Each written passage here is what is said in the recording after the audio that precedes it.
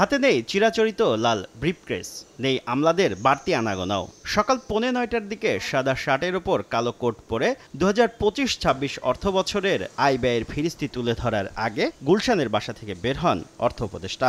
সকাল 9টায় প্রধান উপদেষ্টার কার্যালয়ে পৌঁছান ডক্টর সালেউদ্দিন আহমেদ।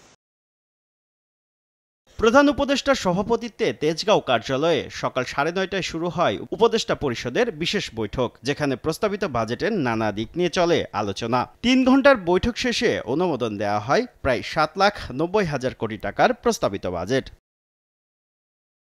দুপুর 12:30টা নাগাদ প্রস্তাবিত বাজেট দেশবাসীর সামনে তুলে ধরতে রাজধানীর রামপুরায় বাংলাদেশ টেলিভিশনের উদ্দেশ্যে রওনা দেন অর্থ উপদেষ্টা। বিকেল 3টায় টেলিভিশন ও বেতারে বাজেট উপস্থাপন করবেন ডক্টর সালেউদ্দিন আহমেদ। শুভ খান, সময় সংবাদ, ঢাকা।